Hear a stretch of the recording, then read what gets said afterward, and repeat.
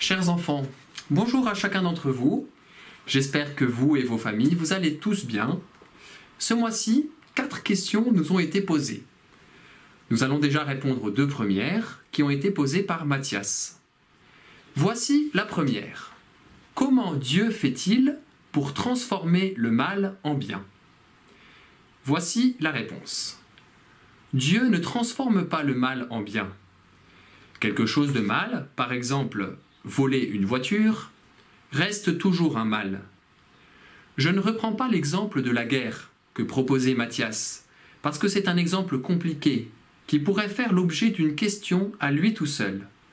En effet, dans certains cas, il peut être nécessaire de faire la guerre, et alors les soldats qui se battent ne commettent pas forcément le mal. Donc, un mal reste un mal.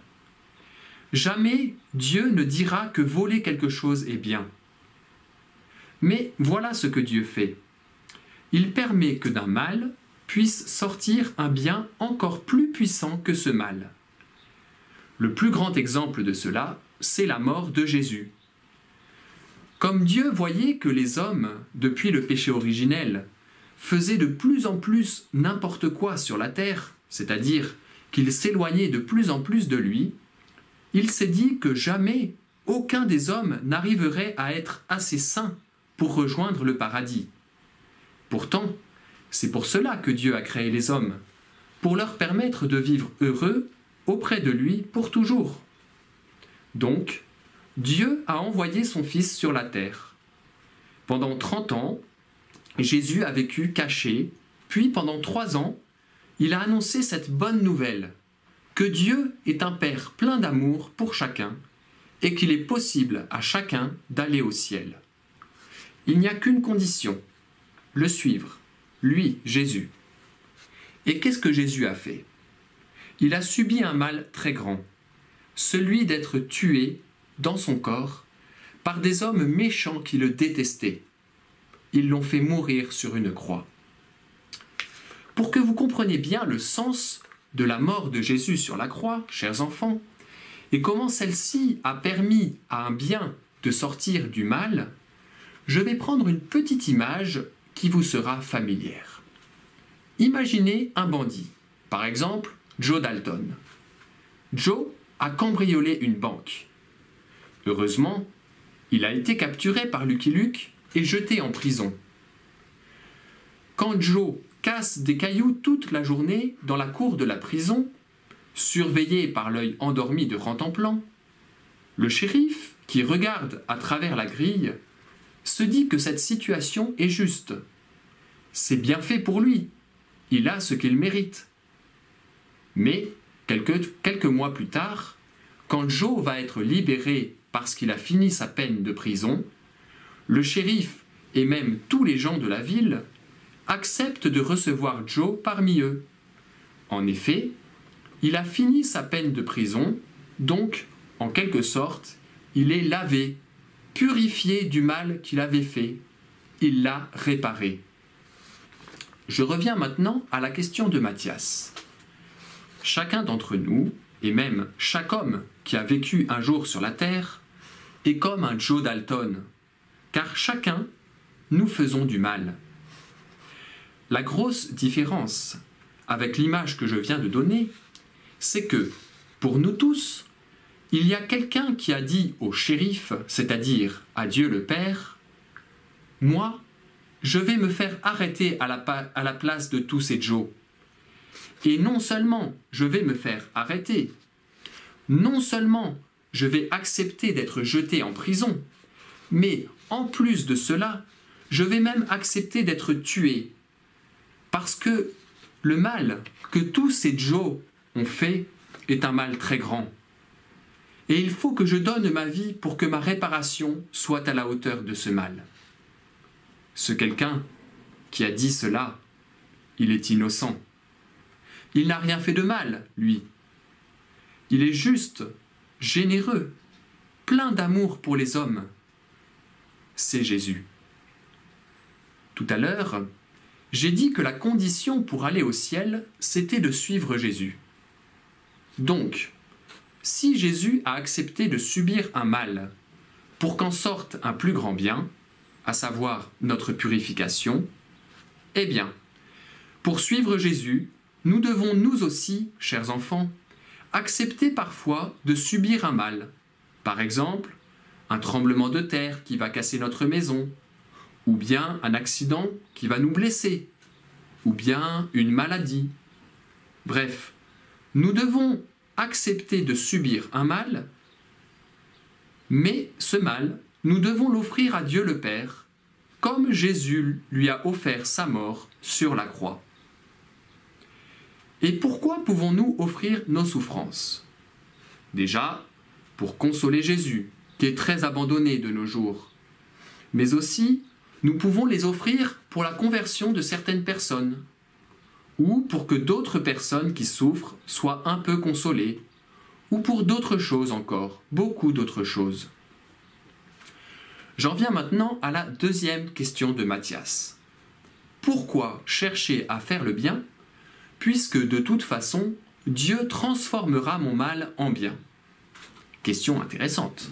Merci Matthias. Voilà la réponse. D'abord, chers enfants, il faut bien penser qu'aucune des choses que nous faisons ou que nous disons n'est sans importance. Donc, si je fais le bien, je sers Dieu. Mais si je fais le mal, je sers le démon.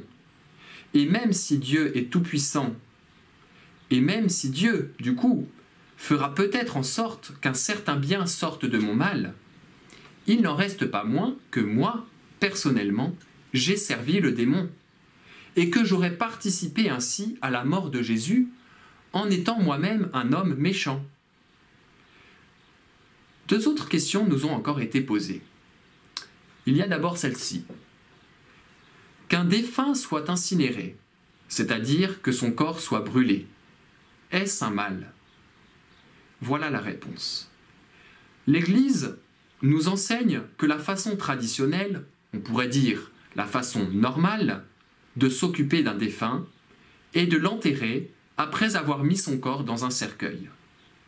Cependant, il est possible, pour certaines raisons, de demander à être incinéré au moment de sa mort. Alors, comment savoir les cas où c'est bien et les cas où c'est mal?